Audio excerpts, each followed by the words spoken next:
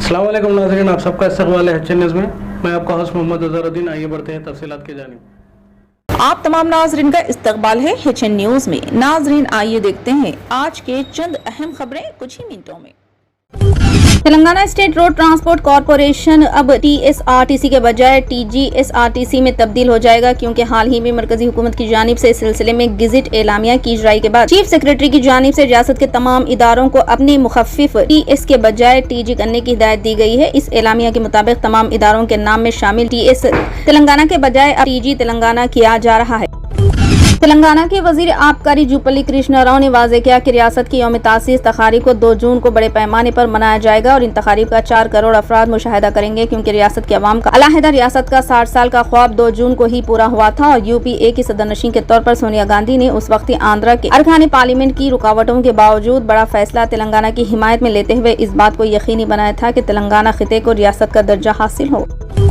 कांग्रेस के senior leader और party की जनरल सेक्रेटरी प्रियंका गांधी ने मरकज की नरेंद्र मोदी हुकूमत को जुमलेबाज हुकूमत करार देते हुए लोगों से हुकूमत से होशियार रहने की अपील की। चारशंबे को इंडिया अलायंस के उम्मीदवार प्रदीप यादव के हक में एक इंतखाबी रैली से खिताब करते हुए मोहतरमा गांधी ने लोगों से कहा कि अगर आइन को तब्दील करना है तो वो भारतीय जनता पार्टी को चुने। आइन की हिफाजत के लिए प्रदीप यादव के इंतखाबी निशान हाथ का बटन दबाएं और अपने उम्मीदवार को जितवाएं। वज़ीर आला ममता बनर्जी ने कलकत्ता हाईकोर्ट के जरिए ओबीसी सर्टिफिकेट मंसूख किए जाने पर तबसरा करते हुए कहा कि कलकत्ता हाईकोर्ट के फैसले को कबूल नहीं किया जाएगा। बंगाल में ओबीसी रिजर्वेशन जारी रहेगा और इसको कोई नहीं रोक सकता। इन्होंने कहा कि ये फैसला बीजेपी की ख्वाहिशात की अक्कासी करती है। कलकत्ता हाईकोर्ट ने चारशंबे को रियासत में 2010 के बाद जारी तमाम ओबीसी सर्टिफिकेट को मंसूख कर दिया। आम आदमी पार्टी के राज्यसभा की रुकन स्वाति मालीवाल ने इल्जाम लगाया कि उन्हें बदनाम करने के लिए पार्टी लीडरों पर दबाव डाला जा रहा है, लेकिन वो इंसाफ मिलने तक लड़ती रहेंगी। मोहतरमा मालीवाल ने आज एक्स पर लिखा, कल मुझे पार्टी के एक बड़े लीडर का फोन आया। इसने बताया कि किस तरह सब पर इस बात का बहुत दबाव है कि स्वाति के खिलाफ गंदी बातें कही जाए, इसकी जाती तस्वीरें लीक करके इसे तोड़ा जाए। कहा जा रहा है कि जो भी इनकी हिमायत करेगा इसे पार्टी से निकाल दिया जाएगा। किसी को प्रेस कॉन्फ्रेंस करने की ड्यूटी मिली है और किसी को ट्वीट करने की ड्यूटी मिली है। किसी को ये ड्यूटी मिली है कि वो अमेरिका में बैठे रजाकारों को बुलाकर मेरे खिलाफ कुछ निकाले। मुल्जिमान के करीबी सहाफियों को जाली स्टिंग ऑपरेशन तैयार करने की ड्यूटी दी गई है।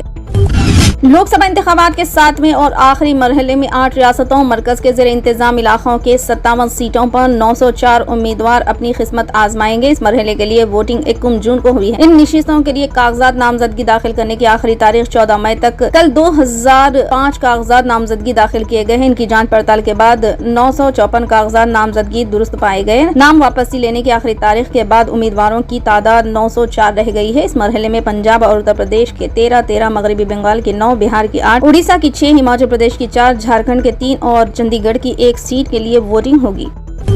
कांग्रेस ने कहा है कि आम आदमी पार्टी की राज्यसभा की रुकन स्वाति मालीवाल पर हमले के मामले में सियासत की जा रही है और भारतीय जनता पार्टी की हुकूमत इसे मसला बनाकर हकीकत से तवज्जो हटाने की कोशिश कर रही है। कांग्रेस लीडर शशि थरूर ने चारशंबे को यहां दिल्ली प्रदेश कांग्रेस के दफ्तर में प्रेस कॉन्फ्रेंस के दौरान एक सवाल के जवाब में कहा कि इस सिलसिले में आम आदमी पार्टी का बयान काफी है और बीजेपी इस मसले को उठाकर तवज्जो हटाने की कोशिश कर रही है।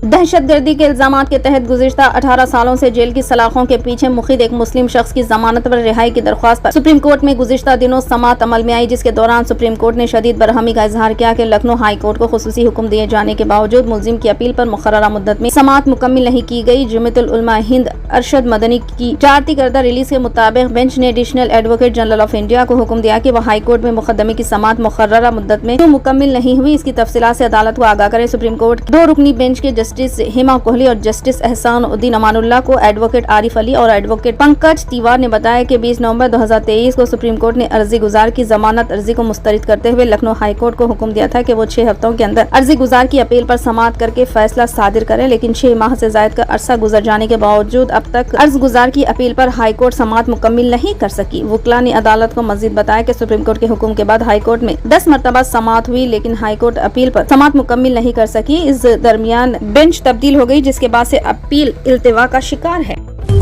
फिलहाल के लिए इस खबरनामे में बस इतना ही। देखने के लिए आपका बहुत बहुत शुक्रिया। अगर आप नए हैं इस चैनल पर तो सब्सक्राइब जरूर कर लें और बेल आइकन को भी दबा लें ताकि हमारी मजीद और भी अपडेट्स आप तक पहले मिले।